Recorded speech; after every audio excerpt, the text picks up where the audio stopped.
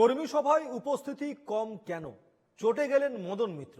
মঞ্চ থেকে তৃণমূল কর্মীদের একাংশকে রীতিমতো হুঁশিয়ারি দিলেন কামারহাটির তৃণমূল বিধায়ক মমতা বন্দ্যোপাধ্যায়। যদি একবার ঘোষণা করে দেন কামারহাটির জন্য তৃণমূলের দরজা বন্ধ, বাড়িতে থাকতে পারবেন না, তৃণমূল নেতাদের পায়ে এসে পড়বেন। কর্মী সভায় হুঙ্কার মদনের।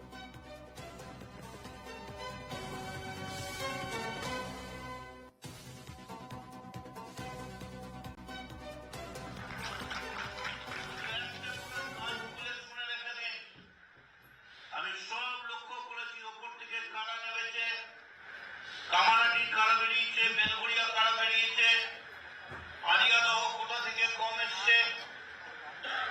শুধু 24 ঘন্টার জন্য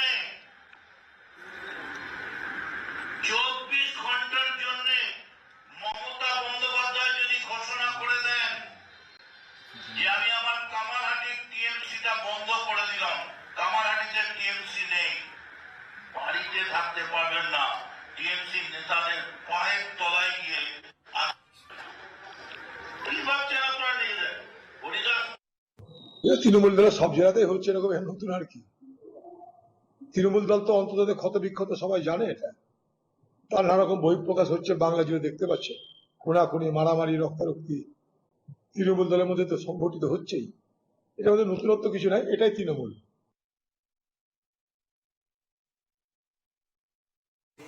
মাঝে মাঝে ভালো কথা বলেন রেগে গেলে, বা যে কোনো যাকে যারা কিছু ঘটলে যেটা ঘটে, যেমন তিনি সত্যি কথাটা বলেন। কিন্তু আর বেশি দিন নেই যে যখন রাজ্যের মানুষ তৃণমূলের জামা থাকলেও ওই অবস্থা হবে। অনেকে জামা খুলছে তাড়াতাড়ি, আগামী কিছুদিনের মধ্যে খবর পাবে বেশ কয়েকটা জামা খুলছে।